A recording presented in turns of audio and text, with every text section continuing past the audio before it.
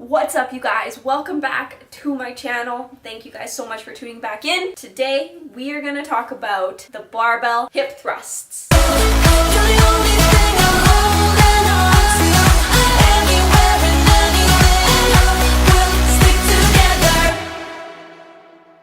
Alright, the barbell hip thrust. One of the most important exercises that you want to do to make glute gains. Now, I'm not just talking to the ladies here. Guys, this is an important exercise that you want to do too, because let's face it, a good booty on a guy, man, there's nothing better than that. So, in all honesty, having strong glutes is very, very important for hip mobility and to help ensure that you don't have any lower back pain. So, guys, do not avoid barbell hip thrusts. They are a very important exercise that you want to ensure that you are implementing into your program. So I know what some of you might be thinking. The barbell hip thrusts are the most awkward exercise ever. And you know what? I agree with you. I used to hate doing barbell hip thrusts. They take too long to set up, they're a pain in the butt, and people look at you very, very weird. But if you can get over those 3 hurdles, boy, are they worth it. Stop caring what other people think. Just remember that it's going to benefit you with your physique and your mobility later on, that it honestly doesn't matter what other people think of you. So take the time, don't be lazy, and set them up. So before we get into some things that you should be doing, let's quickly discuss some of the things you shouldn't be doing.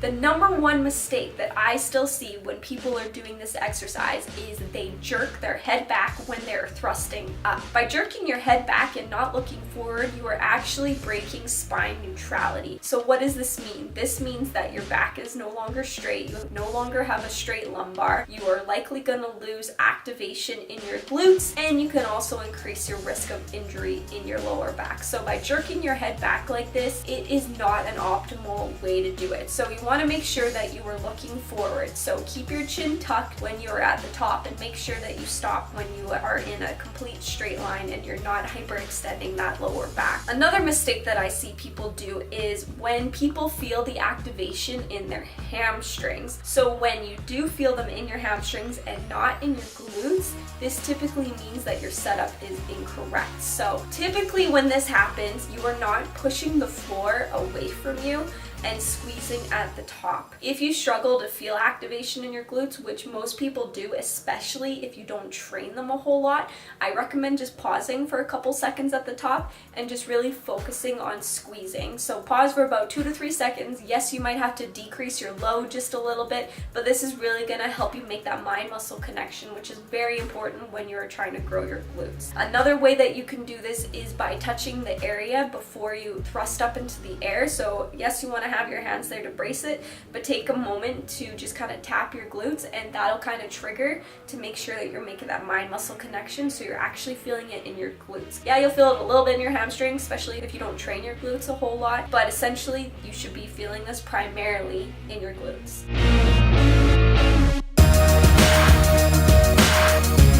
Alright, so a couple things that you do want to do when you're doing this exercise. Firstly, for your setup. As you can see right here, I am using a typical bench that you would use at the gym. This is actually pretty high for a lot of people, but I do like to sit on like a blue mat, which is going to give me a little bit more height to make sure that I can get my shoulder blades kind of wedged into place on the bench. If you find that you have to kind of hoist yourself up in order to get into place, that means that the bench is too high. So I recommend using some risers and setting it up just a little bit lower. Typically about 3 to 5 risers should do the trick and give you a good range of motion. Another way to ensure that you are setting up properly, and what makes this exercise less awkward, is if you're able to roll the barbell onto your hips. It gets a little bit awkward at first when you are first starting out and you can't actually lift a whole lot.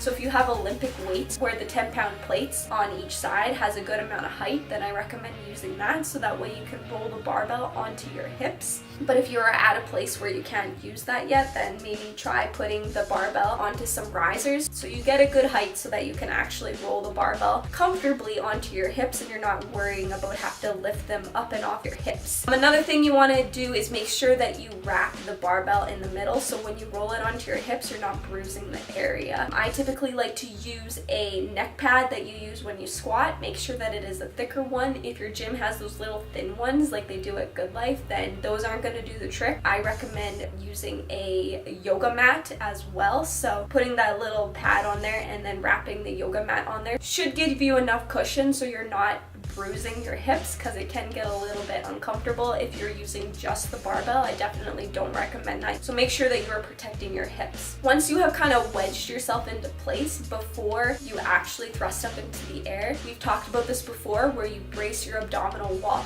This is the same thing that you want to utilize when you're doing the barbell hip thrust. So before you thrust up into the air, take a deep breath in, lock that air into your tummy by pushing your tongue to the roof of the mouth and thrusting up into the air. This is going to help maintain spine neutrality, and it's going to help keep your core nice and stable to help avoid back injury. So make sure that you are bracing your abdominal wall, then you thrust up into the air, and on your way down, that's when you let all the air out. So as you're thrusting up into the air, another thing you want to make sure is that you're pushing the floor away from you. This is really going to help ensure optimal activation in your glutes and not your hamstrings. So make sure that you are really pushing the floor away from you when you are thrusting up into the air. And then lastly, make sure that you squeeze at the top. Squeezing at the top whenever you're training glutes is extremely important. You definitely want to make sure that you are always chasing mind-muscle connection when you are training your glutes. It's the best way to ensure that you are actually activating the area, targeting the proper area, and that they're gonna actually grow. So that's about it for barbell hip thrusts. Yeah, they can be a pain in the butt, but once you master them, boy, are they amazing. They're probably one of my favorite exercises. I definitely enjoy them quite a bit. They're just a really good exercise if you were serious about growing your glutes. If you aren't implementing these into your program already, you're making a big mistake. So make sure, guys and gals, that you are implementing the barbell hip thrust. Hope you guys liked this episode. If you did, make sure you guys comment, like the video. If you didn't like this episode, well, you know what? There's that dislike button there. I know a couple of you guys are gonna hit that anyways. If you guys have any ideas of future episodes of different exercises that you want to know more of, do's and don'ts, make sure you comment down below. And as always, you guys, I will see you in the next one.